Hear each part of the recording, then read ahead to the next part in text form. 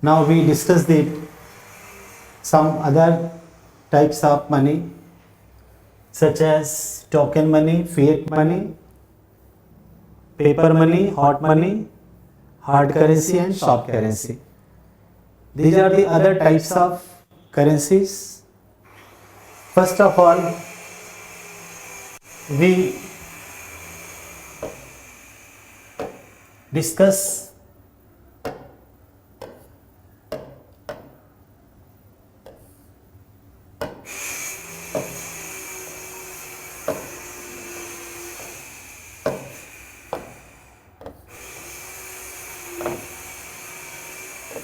token money. Token money, what is token money?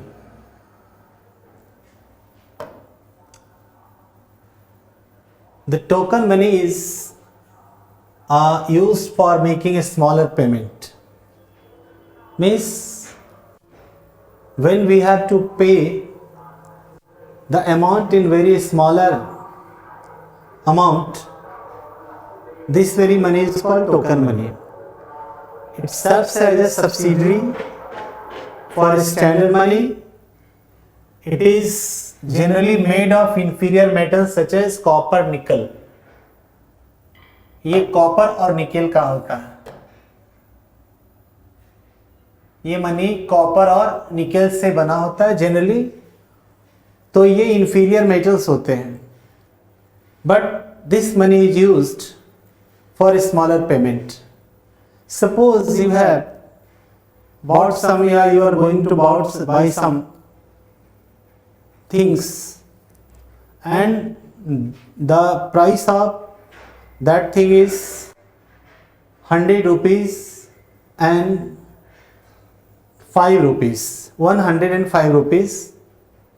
You will have to pay big note as 100 rupee and as in the form of 5 rupees you will have to pay coin.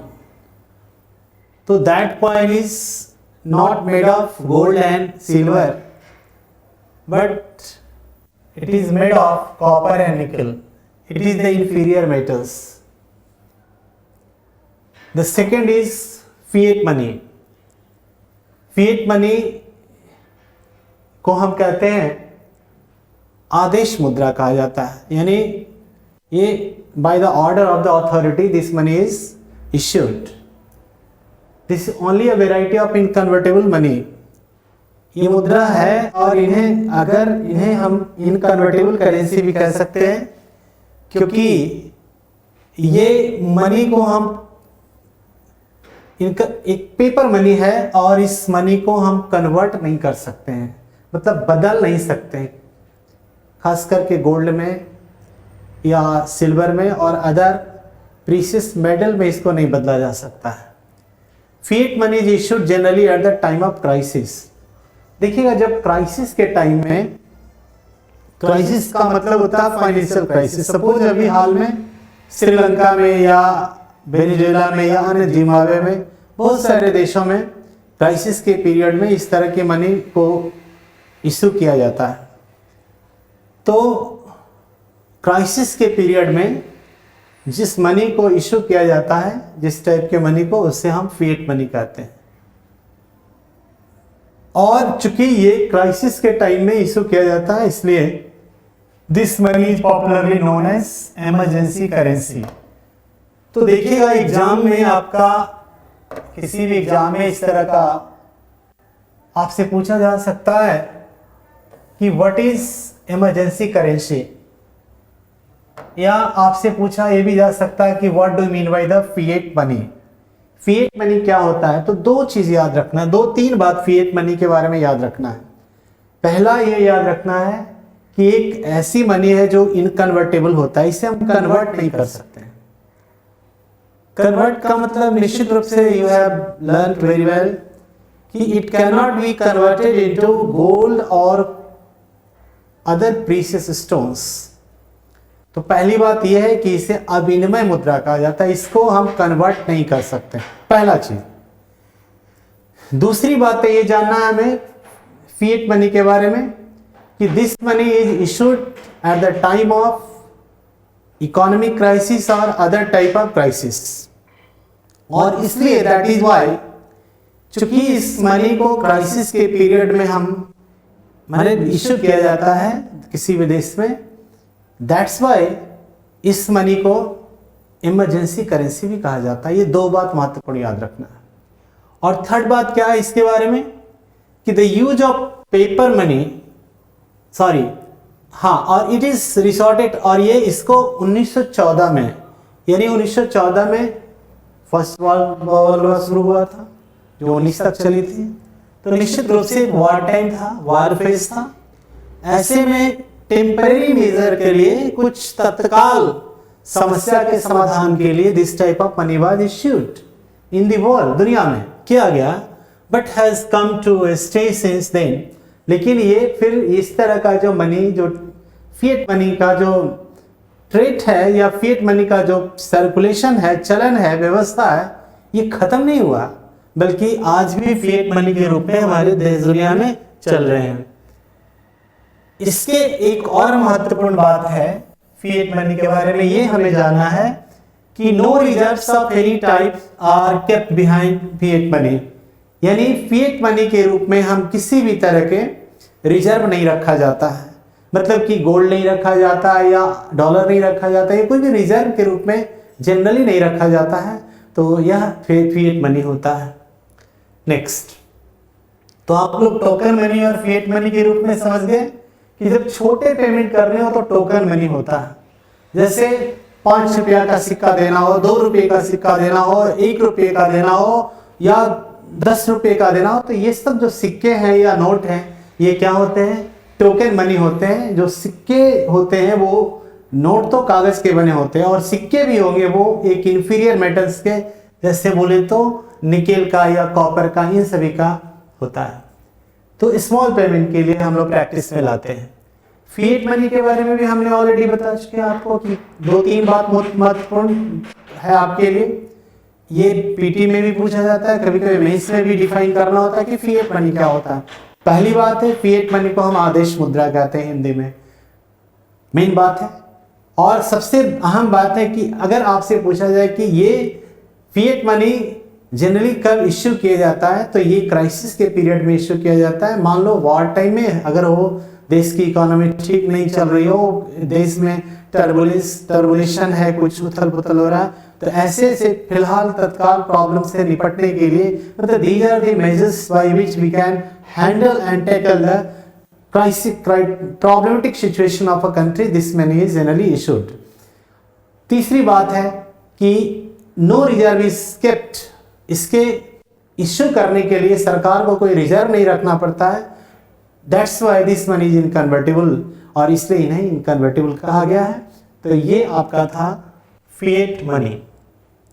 Now we see the paper money. What do you mean by paper money? Paper money has a long history to its credit.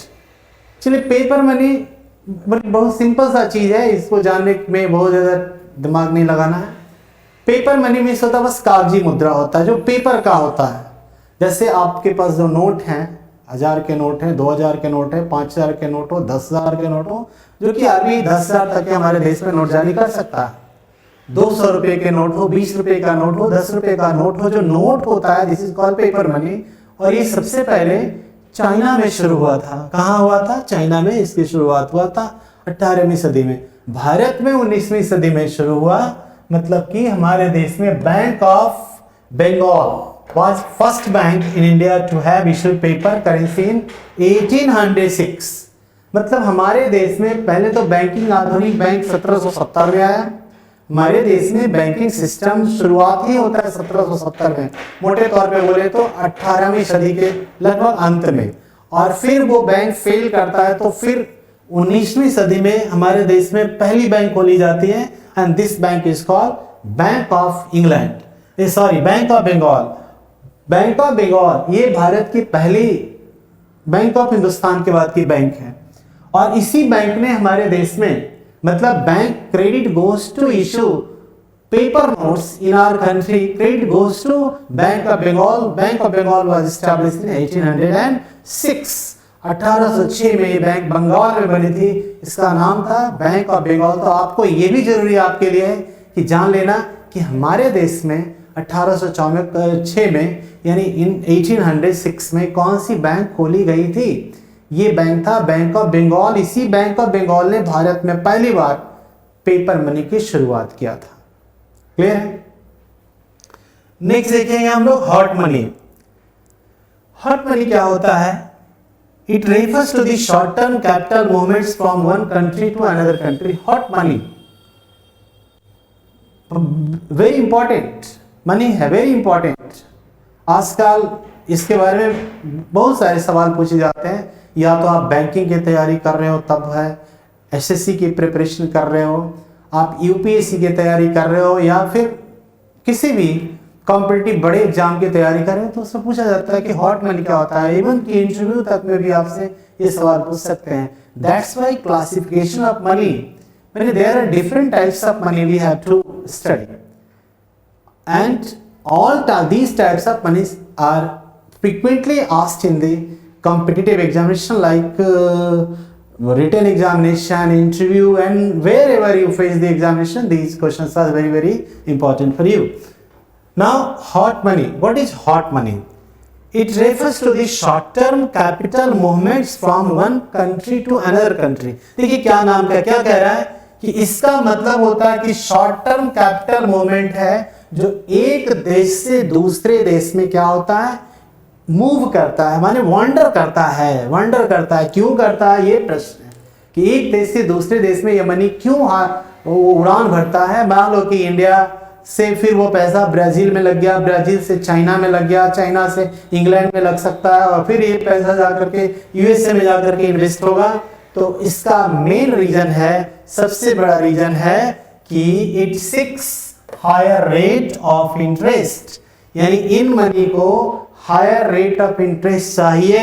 मतलब कि in India you get only 4% interest, but in USA और China और Brazil और Canada if I get और you get 6% rate of interest, obviously we will invest in the other market or other economy.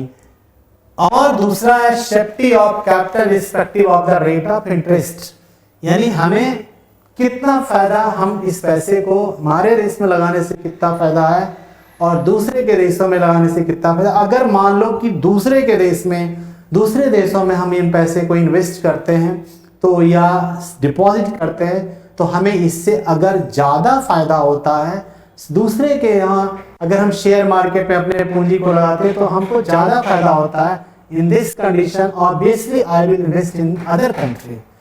Clear है? तो अपने देश की तुलना में हम दूसरे देश में इस मनी को चाहेंगे कि हम इस मनी को वहाँ पे इन्वेस्ट करें। ऑब्वियसली तो किस लिए, क्यों करें, why hot money, why we invest in other countries? Obviously there is only one reason, that I have to earn more and more money, more and more profit. That's why कि rate of interest जिस देश में ज्यादा रहेगा, no doubt हम money को उस देश में करेंगे, कल को उस देश से ज्यादा इंटरेस्ट हमें दूसरे इकोनॉमी में मिलेगा, हम उस, तो इसलिए यही कारण है कि मनी जो होता है वो इधर से उधर, इस देश से वो दूसरे देश में फ्लाइट करते रहता, मूवमेंट करता रहता है, इसलिए इसे अनस्टेबल मनी भी कहा जाता है। दूसरा नाम क्या है इसका, अनस्टेबल मनी है, और this money is called hot money. तो जनरली आप देखिएगा शेयर मार्केट में, चाहे वो इंडिया के शेयर मार्केट में हो, चाइना के शेयर मार्केट में, नैस्डैक में हो, निक्की में हो, जहां कहीं भी हो, इस तरह का जो मूवमेंट मनी का होता है वो generally this type of money is called, this trend of money is called hot money, उसे हम हॉट मनी कहते हैं। ओके, तो नेक्स्ट देखेंगे फिर हम हार्ड करेंसी, और यहाँ पे दो बचा हुआ, उसके बाद हम लोग फिर ब्लैक मनी के ऊपर में एक लंबा सा जो भी हमारे डिस्कशन होगा, बड़ा इंटेंसिव डिस्कशन होगा, वो हम करेंगे। तो now we see the hard currency. Hard currency क्या होता है? तो हार्ड करेंसी मीन्स होता है, ऐसे हिंदी में इसको दुर्लभ मुद्रा कहते हैं, खैर वो जानना जरूरी नहीं है कि चूंकि हार्ड करेंसी है क्या, what is hard currency? Hard currency means the currency which demand is greater than supply. Which demand is greater than supply, जब किसी करेंसी का डिमांड सप्लाई से अधिक हो जाए, बहुत ज़्यादा हो जाए, this money is declare as the hard currency. इसे हम क्या कहते हैं? हार्ड करेंसी कहते हैं। Generally which type of money has high demand, ये प्रश्न है कि किस प्रकार की मनी को की जो मांग होती है वो मार्केट में, इंटरनेशनल मार्केट में अधिक होता है, ये जानना बेहद जरूरी है। तो हमेशा याद रखना है, जैसे एक सिंपल उदाहरण हम ले रहे हैं, आपको एग्जाम्पल ले रहे हैं, आप सबसे बात कर रहे हैं, चूँकि हम अपने मन से भी आप सवाल बना करके चाहते हैं, चूँकि एक इस तरह के सवाल आपके मन में आ सकता है कि सर तो डिमांड किस टाइप के मनी के ज़्यादा होंगे।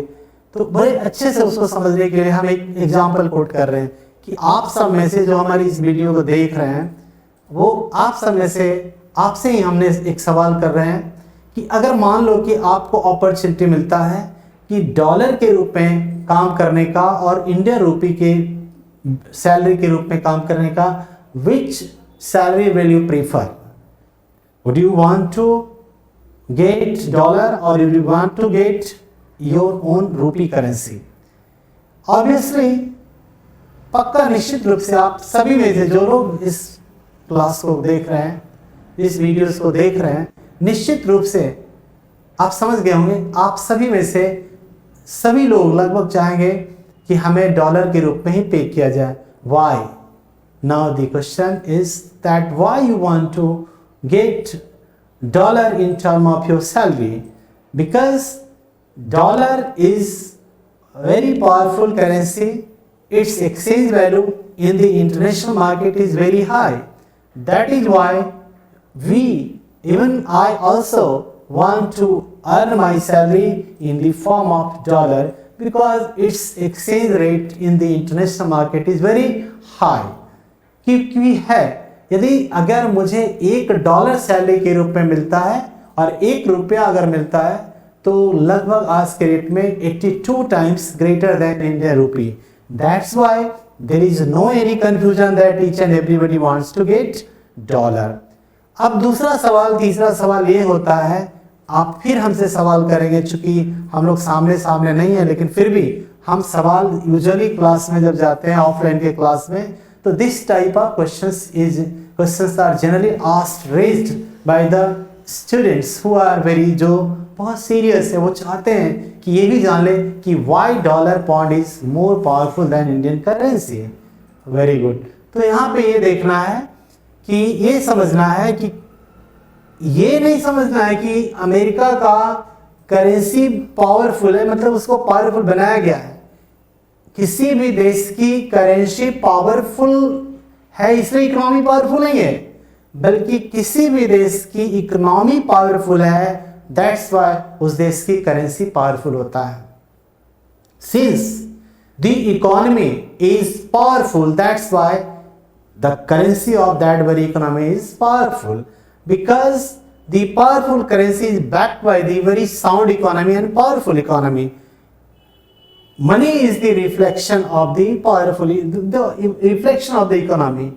Money is the reflection of the economy in which you can see the real picture and figure of your economy. It reflects the strength of the economy. Your money is less powerful, it shows that your economy is also not so much powerful, your economy is weak. But the money of the currency of the money of Britain or USA is very very powerful, because क्योंकि उस देश की economy powerful है. That's why money is the representative of the economy and it is the mirror of economy in which we can see the real picture of your economy of a particular country. तो ये जानना बहुत जरूरी है यहाँ पे. That's why hard currency means कि US dollar, pound, euro, etc. You know, these countries are the powerful countries, finally economically powerful countries. These are the members of the G7 countries. G7 is organization of 7 developed countries. They are industrialized, very advanced economy. That's why the currency, the money of these very countries are very sound and strong, and these currencies are called hard currency.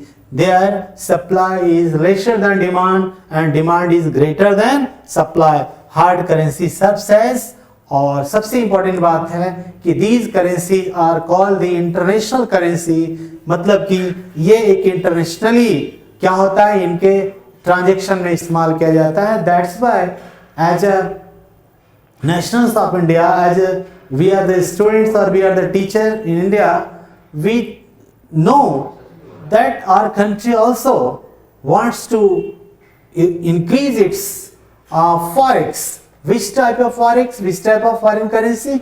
Those foreign currencies which are internationally acceptable. और वो क्या है, dollar है, pond है, euro है, येन है, और इस तरह से और आपका IMF में जो SDR है, इन मनी को हम क्या चाहते हैं कि हमारा जो फॉरेक्स है, इन मनी से हमारा फॉरेक्स क्या हो, वो मजबूत हो, सो दैट कि ये मनी से हम इंटरनेशनल ट्रेड में पार्टिसिपेट करें और भविष्य में हम अपने लिए नए टेक्नोलॉजी मंगाएं और उसके साथ हमारा इंपोर्ट भी बड़ी सस्ता से हम करा सकें, ताकि हमारे पास लिक्विडिटी क्रंच इंटरनेशनल मार्केट में, मतलब इंटरनेशनल एक्सपोर्ट इंपोर्ट में लिक्विडिटी क्रंच का प्रॉब्लम ना हो, मतलब तरलता का शॉर्टेज ना हो. दैट्स वाई हम इसके लिए हमारे देश की पॉलिसी मेकर्स बड़े प्लान बनाते रहते हैं कि कैसे हमारे देश में फॉरेक्स बढ़े. नेक्स्ट अगला पॉइंट है सॉफ्ट करेंसी. तो आप लोग बच्चों बड़े आसानी से आप सीख गए कि हार्ड करेंसी क्या होता है, मतलब कि token money, fiat money, paper money, hot money and hard currency. And now we see the soft currency. प्रश्न है, what is the soft currency?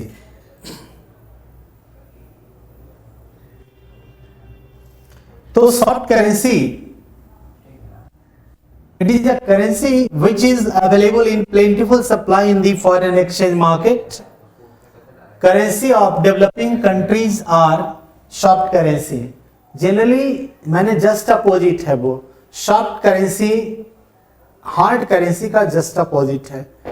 एक तरफ हमने बताया कि हार्ड करेंसी वो करेंसी जो इंटरनेशनल मार्केट में बड़ा पावरफुल है, वो करेंसी जो एक विकसित यानी डेवलप कंट्री के करेंसीज हैं, और दूसरी करेंसी जो है वो लेस डेवलप मतलब कि डेवलपिंग कंट्री के हैं.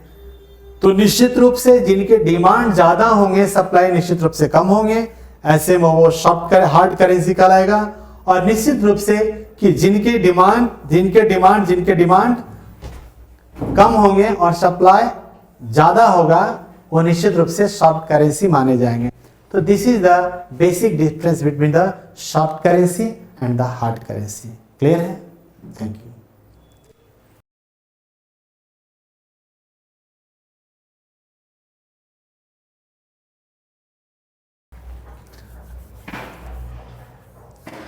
Further we discuss the next topic relating money. This is black money. यह क्या है, हमारा जो टॉपिक है वो ब्लैक मनी है. ब्लैक मनी बड़ा इंटरेस्टिंग टॉपिक है, बड़ा ब्लैक मनी इंटरेस्टिंग होता है, सब्जेक्ट है. यूजुअली आप डे टू डे लाइफ में ब्लैक मनी सुनते रहते हैं, कहीं कहीं छापामारी वगैरह चलता रहता है गवर्नमेंट में. तो बड़ा एक नया नहीं बल्कि बहुत पुराना चीज़ है. तो ब्लैक मनी के बारे में I will try to satisfy all your curiosity. What is black money, how it is generated and what are the bad impacts on economy. तो ये सारी चीज़ हमें इनके बारे में आज जान लेना है. यानी ब्लैक मनी से रिलेटेड हर एक सवाल आपके लिए जो भी मन में होगा, उन सारे सवाल को हम कोशिश करेंगे कि यहाँ पे डिस्कशन करें. तो पहला है कि पहले तो फर्स्ट ऑफ ऑल तो ये जानना है कि ब्लैक मनी होता क्या है. What is black money? Black money is that money in which tax is not paid to government from that money and that money is generated by. देखिए यहाँ पे थोड़े से लाइन में मिस प्रिंटिंग है. यहाँ पे ये देखना is that money in which tax is not paid to government. यहाँ इसको देख लेना है कि ब्लैक मनी का मतलब होता है कि जिसका कर टैक्स सरकार को पे नहीं किया जाता है, usually that money is called black money. अब देखेंगे मनी जो ब्लैक मनी होता है वो जनरेट कैसे होता है। तो इनके कई सारे सोर्स से भी जनरेट होता है, कैसे बनता है। मनी तो सब एक ही रहता है, लेकिन हम बिना जो टैक्स दिए हुए मनी होता है उसको ब्लैक मनी के रूप में कैटेगराइज करते हैं। तो that black money remains unaudited, मतलब कि जिस मनी का ऑडिटिंग नहीं होता है या अनअकाउंटेड है किसी देश के पीरियड में। सपोज मान लीजिए कि अगर आपकी इनकम, आप में से कोई व्यक्ति कमाते हैं और फिर वो गवर्नमेंट में वो या गवर्नमेंट को आप शो नहीं करते कि हमारी इनकम इतना है, चाहे सोर्स कुछ भी हो। हालांकि यहाँ ब्रेवरी बोला है, लेकिन बहुत सारे हम सोर्सेस की बात करेंगे। पहले तो दिमाग में ये रखना है कि ब्लैक मनी सही तरीके से भी जनरेट होता है। आपके कमाने का तरीका सही है, उससे भी ब्लैक मनी बनता है। ब्लैक मनी के सोर्सेज बहुत सारे हैं, गुड सोर्स भी है, बैड सोर्स भी है। ये दिमाग से निकाल लेना है कि ब्लैक मनी सिर्फ बैड सोर्स के द्वारा ही होता है, गलत काम करके ही होता है, ब्राइबरी करके ही होता है, ब्लैक मार्केटिंग नहीं, ऐसा नहीं होता है। ब्लैक मनी, मान लो कि आप गवर्नमेंट जॉब में हैं, तो हाँ निश्चित रूप से आप ब्राइबरी कमाएंगे या कुछ घूसखोरी में आप भाग लेंगे। लेकिन जो लोग प्राइवेट जॉब में अपना बिजनेस चलाते हैं वो भी ब्लैक मनी जनरेट करते हैं।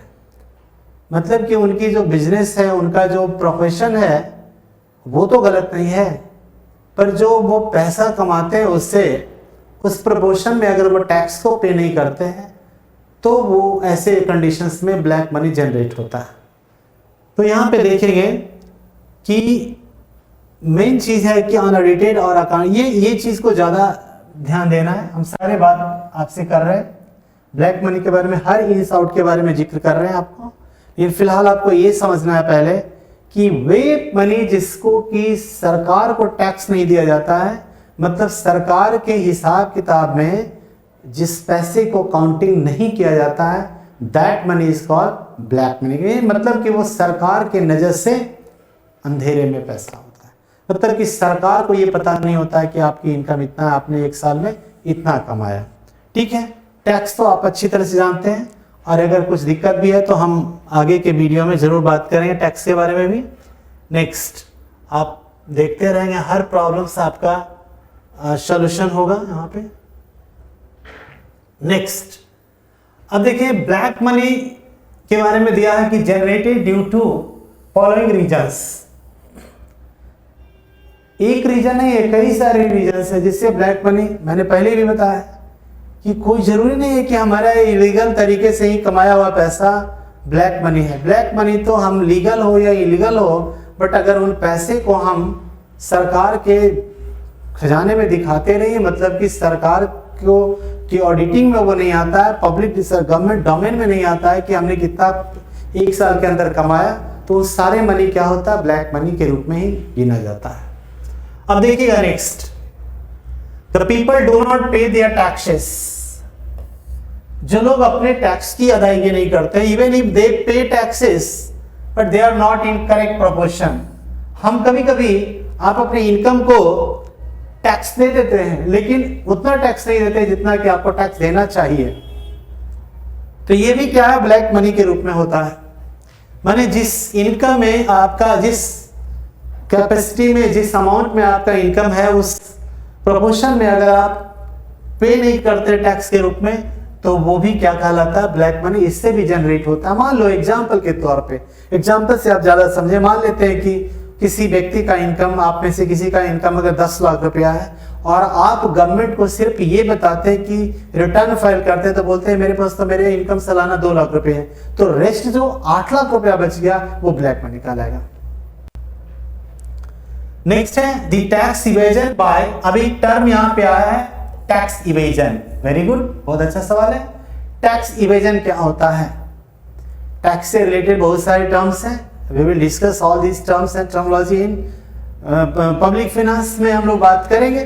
टैक्स के बारे में बात करें, शायद टैक्स इवेजन क्या होता है, टैक्स अवॉइडेंस क्या होता है, टैक्स हॉलिडे क्या होता है, ये इस तरह से हम लोग बात करेंगे। तो फिलहाल ये जानना हमें है कि टैक्स इवेजन क्या होता है। चूंकि इस टर्म में आ गया है तो जान लेना है, कहीं आप लोग जरूर कहीं नोट कर लेंगे कि टैक्स की चोरी को, टैक्स की चोरी मतलब वही बात है कि आपकी इनकम 10 लाख और सरकार को बता रहे हो कि 2 लाख है या 3 लाख है या 5 लाख है, तो रेस्ट जो 5 लाख हुआ ये क्या है, कर की चोरी है। इसको हम टैक्स इवेजन कहते हैं और इससे इकोनॉमी में हिंदी में आप कर वंचना के रूप में भी जानते हैं। कभी कभी ये टर्म आएगा कर वंचना क्या होता है, कर वंचना, तो कर वंचना, टैक्स इवेजन को कर वंचना कहा जाता है। राइट, नेक्स्ट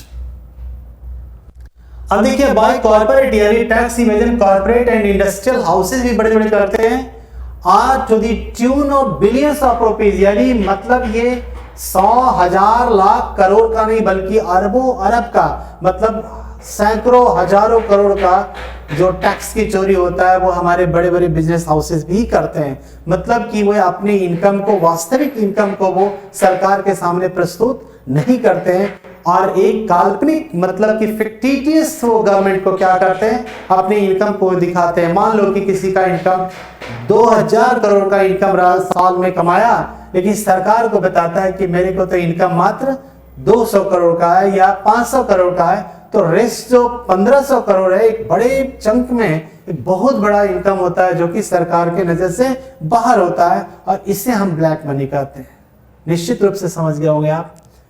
उसके बाद these firms are able to make clever usage of the income tax rules and अब ये बड़े आसानी से, बड़े चालाकी से इनकम टैक्स के रूल को क्या करते हैं, वायलेट करते हुए या उसका सहारा लेते हुए अपने टैक्सेस को देने से बचा लेते हैं। This tax evasion leads to the generation of black money. और जब हम या कोई भी लोग जब इस तरह की कर की चोरी करता है, इस कर की चोरी से देश के अंदर क्या बनता है, ब्लैक मनी बनता है। आप समझ गए ब्लैक मनी होता क्या है, मतलब कि unaudited money is called black money, unaccounted money is called black money, the income on which tax is not paid to the government is black money। और जनरेशन के लिए भी हमने बता दिया कि अगर आप इनकम के प्रोपोर्शन में अगर टैक्स नहीं देते हैं तो ऐसे में भी जो मनी एक्स्ट्रा बच जाता है, टैक्स के अलावा जो बच गया, वो सारे ब्लैक मनी के रूप में माना जाता है। नेक्स्ट देखेंगे, the black money is earned by gift, hawala, transaction and illegal foreign exchange deals. अब और भी बहुत सारे सोर्सेज हैं by which black money is usually generated. अब कई सारे सोर्स से भी ब्लैक मनी जनरेट होता है। जैसे मान लो यहाँ पे क्या है कि हवाला, गिफ्ट तो आप जानते हैं, कोई किसी को गिफ्ट दे दिया तो गिफ्ट के मार्फत में क्या हो गया, ब्लैक मनी बन गया। हवाला क्या है, transaction and illegal foreign exchange. हवाला ट्रांजैक्शन होता है, आप कई बार देखे होंगे हमारे देश में हवाला का मामला हमेशा चलते रहता है। इसका मतलब होता है कि बाईपास ट्रांजैक्शन ऑफ मनी, पैसा का इधर से उधर ट्रांजैक्शन होना बाईपास के द्वारा, यानी लीगली तौर पे नहीं होना, सीधे तौर पे नहीं होना, ये होता है हवाला का ट्रांजैक्शन। सिंपल सा एक उदाहरण मैं बता रहा हूं आपको। अगर मान लो कि कोई व्यक्ति अगर यहां से व्यापार करता है और दिल्ली से कोई माल मंगाता है, यहां का कोई व्यापारी, तो मान लो कि अगर कैश का ट्रांजैक्शन ले जाना संभव नहीं है, अगर आप एक लिमिट से ज़्यादा नहीं कैश ट्रांजैक्शन ले सकते हैं, तो फिर क्या करो, आपका बाईपास से ट्रांजैक्शन होगा। यानी यहाँ आप किसी के पास, एजेंट के पास पैसा दे दो, दिल्ली में उससे पैसा ले लो और अपना सामान ले लो। मतलब कि गवर्नमेंट को दिखाने की कोई जरूरत नहीं कि हमने इतना का ट्रांजैक्शन किया। ऐसे में क्या होता है, एक बड़ा चंक मनी का ब्लैक मनी के रूप में जनरेट हो जाता है।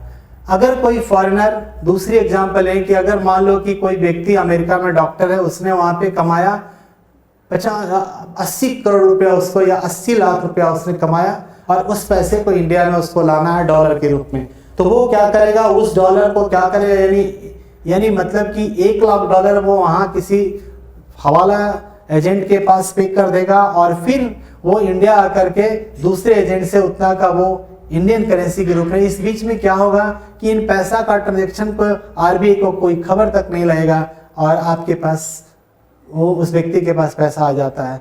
और वो व्यक्ति बिना पैसा को शो किए सरकार को कि हमें इस सोर्स से इतना पैसा आया, और वो पैसा एक तरह से अनऑडिटेड रह जाता है, मतलब कि यह मनी भी क्या होता है, ब्लैक मनी के रूप में जनरेट होता है, यानी ऐसे बनता है ब्लैक मनी।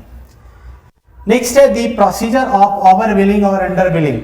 ओवर बिलिंग और अंडर बिलिंग करके भी, जैसे बिल को कम करना, मतलब मान लो कि एक सिंपल सा उदाहरण ले रहे हैं आपको कि अगर आप रेस्टोरेंट में जाते हैं, खाना खाते हैं, और आप खाना खाते हैं अगर 2000 का, पर ऐसे में आपको रेस्टोरेंट का मैनेजर 1000 का बिल देता है, तो 1000 जो रेस्ट बच गया वो उस तरह से ब्लैक मनी के रूप में जनरेट होता है, मतलब इस पर टैक्स नहीं दिया गया, आपने पैसा दे दिया। तो अंडर बिलिंग और ओवर बिलिंग के माध्यम से भी ब्लैक मनी जनरेट हो सकता है, एंड एग्जरेशन ऑफ एक्सपेंसेस। और कभी कभी कंपनियां या कभी कभी जो एंटिटी है, कोई डिपार्टमेंट है, मैंने प्राइवेट या जो भी डिपार्टमेंट है, वो क्या करती है, अपने खर्च को ज़्यादा दिखा देती है इनकम के तुलना में, और फिर खर्च को भी बहुत ज़्यादा दिखा देती है, और खर्च को ज़्यादा दिखा करके वो पैसे को बचत कर लेती है, मतलब वो पैसा उनके पास बच जाता है टैक्स देने से। ऐसे भी बनता क्या है, ब्लैक मनी बनता है। तो देखिएगा कितने सारे शोज ब्लैक मनी के हो गए। एक तो शोज हो गया, ये सब जानना है पीटी के लिए भी, मेंस के लिए भी, और इंटरव्यू के लिए भी जरूरी है। पहला है कि वो टैक्स देने से बचते हैं। जब टैक्स देने से बचेंगे करेक्ट प्रोपोर्शन में, तो उससे ब्लैक मनी बनेगा। दूसरा है कि गिफ्ट और हवाला ट्रांजैक्शन से भी और इलीगल फॉरेन एक्सचेंज से भी वो बचत ये कर लेंगे, ब्लैक मनी बना सकते हैं। ओवर बिलिंग से भी बनेगा और अंडर बिलिंग से भी बनता है। अब देखेंगे the sales and purchase of assets also lead to generation of black money. Black money को बहुत लोग डंप कर लेता है, क्या करता है कि एसेट्स के रूप में, मान लो, ये तो आप लोग जानते भी होंगे लगभग, मान लो कि आपके पास 2 करोड़ रुपया है, और 2 करोड़ रुपया है, लेकिन आपने जो टैक्स भरा है वो अब तक के 20 लाख रुपए का भरा है, तो शेष आपके पास 1,80,000 यानी 1,80,00,000 रुपया तो ब्लैक मनी के रूप में है। इस ब्लैक मनी को हम कैसे एडजस्ट करते हैं, तो मान लो कि आप क्या करोगे कि कहीं एक प्लॉट ले लोगे, उस प्लॉट का कीमत सरकारी रेट 12 लाख है या 15 लाख, लेकिन वास्तविक रूप से उसको आपने खरीदा 90 लाख रुपया में, मतलब कि 90 लाख रुपीज में क्या किया आपने, उस ब्लैक मनी को वहां पे क्या कर दिया, इन्वेस्टमेंट कर दिया, जो कि वो एक तरह से ऐसे भी, मतलब कि जो उसके वैल्यू है प्रॉपर्टी का वो कुछ है, लेकिन डॉक्यूमेंट में आपने कुछ दिखा करके आपने एक बड़े चंक अपने इनकम का, आप ब्लैक मनी का आपने कहाँ लगा दिया, आपने एसेट्स में लगा दिया, जिससे भी क्या होता है, वो भी एक ब्लैक मनी होता है। नेक्स्ट है the businesses are conducted in other sectors for economy the same manner and non billed amounts are retained by the individual and the firm as black money. अब देखेंगे कि ये सब माध्यम से हम ब्लैक मनी जनरेट कर लेते हैं, मतलब कि ये मोटा मोटी ये बात हर कोई जानता है कि यदि आपके पास ब्लैक मनी, इन विधि से आप ब्लैक मनी जमा करते हैं, ब्लैक मनी बनाते हैं। अब देखेंगे ब्लैक मनी कैसे देश की इकोनॉमी के लिए नुकसानदेह है। यहाँ पे ये देखना है कि black money is harming our national economy and we have achieved an economic growth rate. और हमने जो, मतलब कि यहाँ पे ये कहा रहा है कि ब्लैक मनी एक गलत भूमिका भी अदा करता है देश की इकोनॉमी में, देश की इकोनॉमी को वो बहुत नुकसान पहुंचाता है।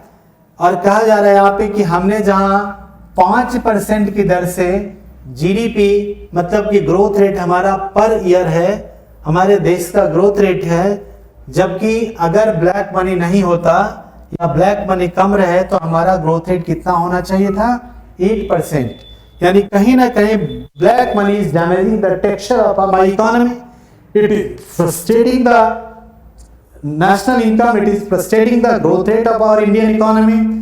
कहीं ना कहीं ब्लैक मनी एक बहुत ही नेगेटिव रोल प्ले कर रहा है हमारे देश की इकोनॉमी में। It is just like as a villain and it is harming and it is destroying the texture of our real economy कि मेरे इकोनॉमी में ग्रोथ रेट 8% होना चाहिए था, पर वो घट करके कितना आ गया है, लगभग 5%। यानी this discredit goes to the black money. That is why black money is not good for the betterment of the economy. It should be controlled, it should be contained, it should be checked. यानी black money को जितना हम check करेंगे, जितना control करेंगे, उतनी हमारे देश के अंदर हमारा जो नेशनल इनकम है, हमारा ग्रोथ रेट है, हमारा जो देश का परफॉर्मेंस, इकोनॉमिक परफॉर्मेंस है, दैट विल राइज कंटिन्यूअसली। तो एक चीज तो रिफ्लेक्ट कर रहा है, हमारा ब्लैक मनी एक बड़ा रोल प्ले कर रहा है, नेगेटिव रोल प्ले कर रहा है इंडियन इकोनॉमी के लिए। और कह रहा है कि to making up the rising population pressure and infrastructure development requirement. और भारत की इकोनॉमी के लिए क्या है भाई, जो जिस तरह से भारत की इकोनॉमी हमारी, जो जिस तरह से हमारी पॉपुलेशन है बढ़ रही है, हमारे देश के अंदर इन्फ्लेशन पॉपुलेशन का प्रेशर है, तो ऐसे में इंफ्रास्ट्रक्चर डेवलपमेंट हमारे देश का होना बहुत जरूरी है। और इनके लिए हमें क्या चाहिए, 8% ग्रोथ रेट चाहिए, लेकिन फिर भी हमारा ग्रोथ रेट क्या है, 5% है। यानी कहीं ना कहीं ये ब्लैक मनी क्या कर रहा है, it is damaging my growth rate, my economic growth rate, my GDP, my national income को क्या कर रहा है, कहीं ना कहीं ब्लैक मनी खराब कर रहा है, कहीं ना कहीं इसको कमजोर कर रहा है। नेक्स्ट, तो black money is chief inhibiting factor in the process of national economic development. यानी नीचे में लेखक ये बताता है, इस थ्योरी में ये बताया गया ब्लैक मनी में, कि ब्लैक मनी एक बहुत बड़ी समस्या है, एक बहुत बड़ी फैक्टर है कि वो हमारे देश के नेशनल इनकम को क्या कर रहा है, खराब कर रहा है, बर्बाद कर रहा है, कमजोर कर रहा है। तो निश्चित रूप से ये एक देश की बड़ी आर्थिक प्रॉब्लम है। This problem should be controlled, this problem should be checked and contained. आगे नेक्स्ट देखेंगे फिर।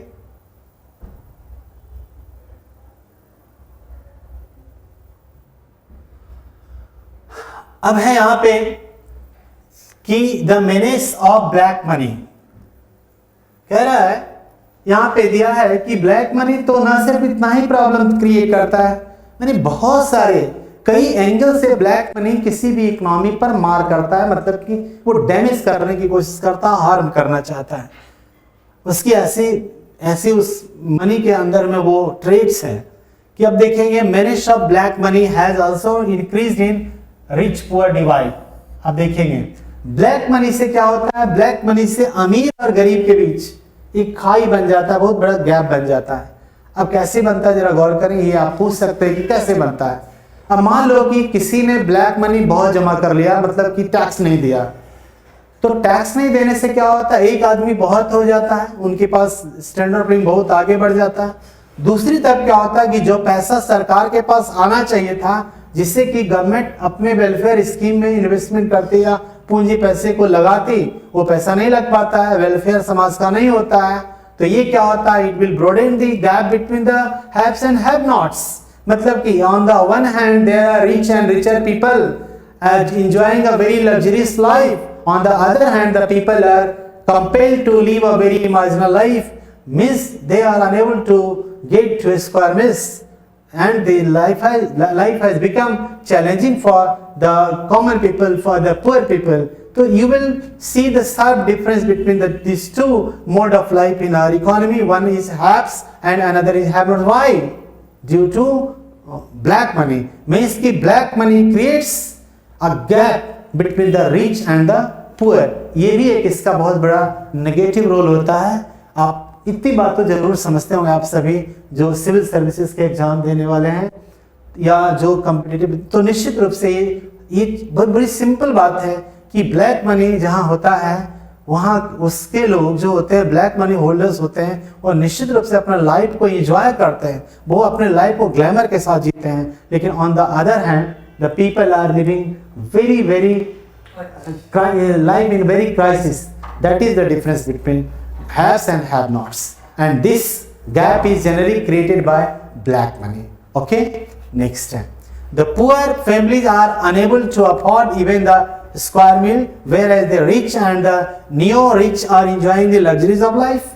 निश्चित रूप से एक तरफ क्या होता है, आप कह सकते हैं, एक तरफ कह सकते हैं, यानी ये चीज को जानेंगे, जो द पुअर सेक्शन होता है वो शाइंग होता है, SIGH, मतलब कि वो भरता है, द पुअर आर शाइंग। गरीब आदमी जीवन में बड़े भरता है, क्योंकि कभी उनके पास ये नहीं है, कभी वो नहीं है। यानी basic needs are just like as the problem like the Everest और माउंटेन और हिमालयास। मतलब कि एक बेसिक नीड एक गरीब को पूरा करना हिमालय पर्वत के समान होता है। On the other hand the small chunk of our population who are holding the black money are enjoying very luxurious life. This is the difference. The Indian society has become poorer.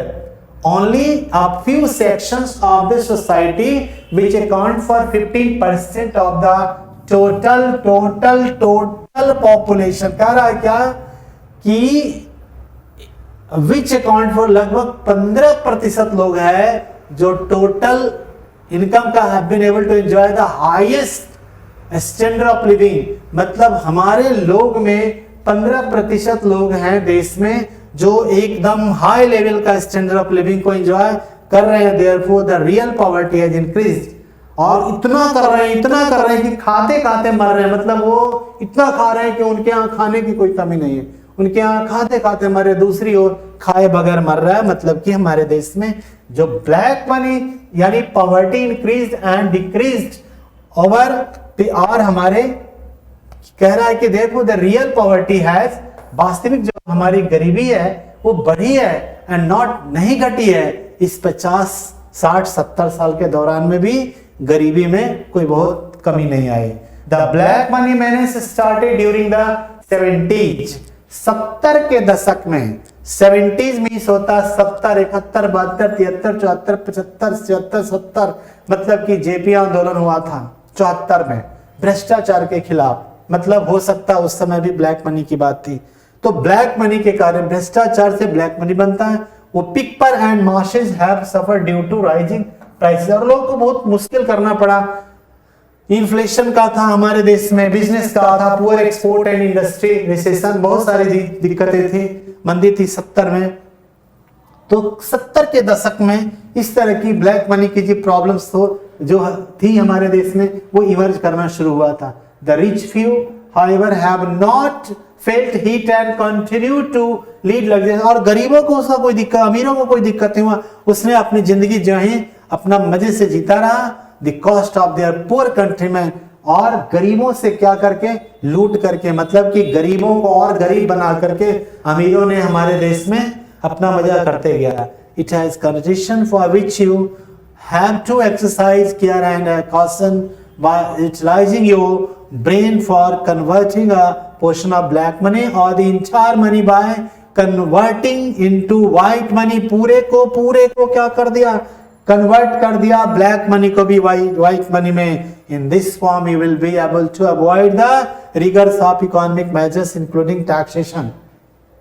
तो मतलब कि सीधे दिया है इसमें कि अमीरों ने गरीबों के हक को मार करके और फिर अपने लाइफ को क्या बनाया, बड़ा वो बनाया, आप कह सकते हैं बड़ा इसने लाइफ को एंजॉय किया।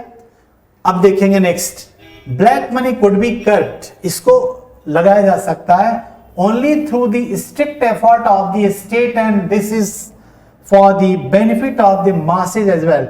अब सरकार अगर चाह जाए, स्टेट चाह जाए, अगर अच्छे से चाह जाए तो इस ब्लैक मनी पर कंट्रोल लगाया जा सकता है। हम इस पे बहुत हद तक लगाम लगा सकते हैं और इससे हमारे देश के मैक्सिमम लोगों का, आम जनता को बहुतायत में फायदा होगा, मिलेगा। Disclosure of real income and taxes need to be paid regularly. मतलब कि जो इनकम है उसको डिस्क्लोजर करिए, बताइए कि मेरी ये इनकम है, उनको टैक्स रेगुलर उन पर लगाइए। We should avoid unhealthy means of making money.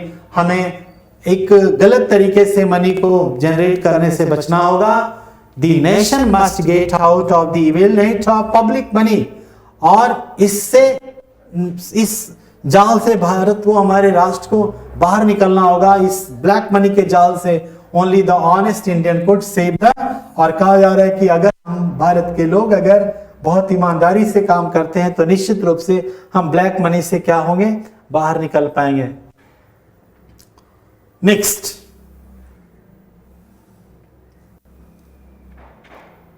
अब देखेंगे the biggest impact of black money is that. अब एक बहुत बड़ी जो इंपैक्ट है ब्लैक मनी है कि क्या करता है, ये हमारे देश की जीडीपी को रोकता है। सोच रहे हैं कितनी मुश्किल समस्या खड़ा करता है देश के लिए। Due to lack of funds, जब ब्लैक मनी बनता है तो सरकार के पास टैक्सेशन कम हो जाता, और जब सरकार के पास टैक्सेशन कम होता तो ऐसे में फंड की कमी हो जाती है, जिससे क्या होता है, हमारा जीडीपी का ग्रोथ रुक जाता है, मतलब कमजोर पड़ जाता है। Government earning depends upon the, सरकार का तो अर्निंग टैक्स रेवेन्यू होता है भाई। अगर पब्लिक पे नहीं करेगी गवर्नमेंट को, तो गवर्नमेंट के पास तो फंड नहीं रहेगा, फिर पर्टिकुलर शेयर में गवर्नमेंट कैसे उसको चलाएगा, बेटर ऑपरेशन नहीं दे पाएगा। Due to lack of funds government force to have take loan, ऐसे में हमें क्या करना पड़ेगा, भारत सरकार को लोन लेना पड़ेगा। मतलब अगर देश के पास टैक्सेशन के रूप में मनी नहीं आता, फंड नहीं आता है, और गवर्नमेंट को फिर अपनी योजनाओं को चलाना है, जैसे बहुत सारी हमारे देश में योजनाएं चल रही है, इन योजनाओं को चलाने के लिए अल्टीमेटली कहाँ जाना पड़ेगा भारत को, तो भारत को जाना पड़ेगा विश्व बैंक के पास, और दूसरे देशों से हमें कर्ज लेना पड़ेगा, और यह कर्ज क्या करेगा, बर्डन करेगा भारत पर, फॉरेन डेट बढ़ेगा, मतलब कि भारत पर विदेशी कर्ज बढ़ेंगे, और in the long run it will be very burdensome for the our economy. That is why we the Indian, or it is suggested that the Indian should disclose their real income and pay tax honestly, so that the government's fund will be strong, and the government will be in a condition to invest more and more for the welfare, for the upliftment of the people, and the lifestyle of and the standard of living of the people of India, and to some extent, or to up to extent, we will be, Indian government will be able to decrease poverty and can be remove the stigma of poverty and penury from the face of our country। इस तरह से हमारे देश में ये जो धब्बा है, इस तरह का ये धब्बा हमारे से हट सकता है। इंक्रीज दी इन्फ्लेशन, अब इनका एक और समस्या है भाई, इन्फ्लेशन से मुद्रास्फीति। मुद्रास्फीति, इन्फ्लेशन को कहते हैं हम लोग, क्या कहते हैं, मुद्रास्फीति।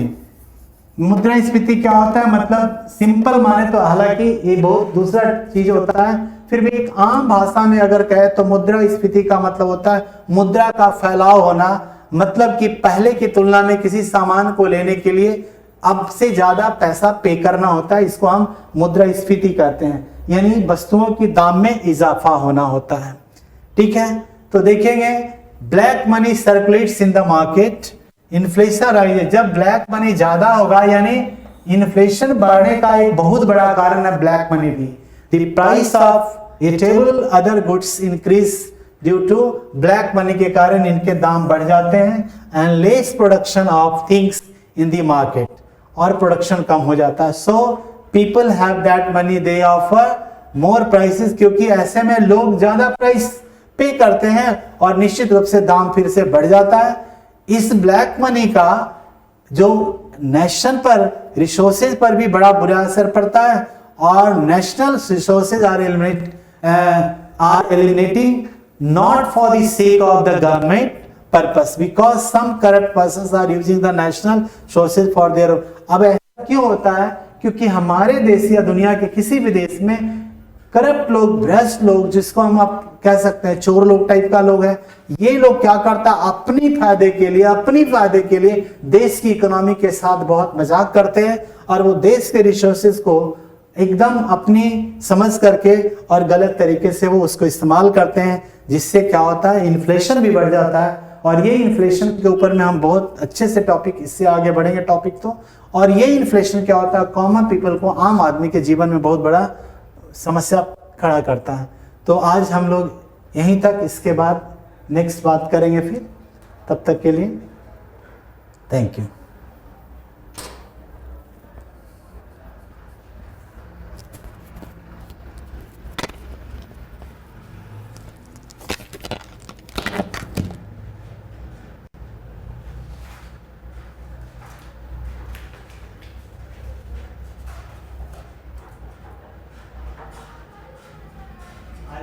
वीडियो कभी नहीं अपलोड किया था, क्यों नहीं इसलिए इसमें आप जोड़ेंगे, कितना देर का वीडियो है इसमें कुछ रुक गया क्या?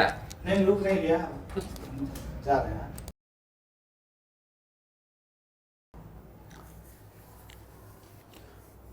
नेक्स्ट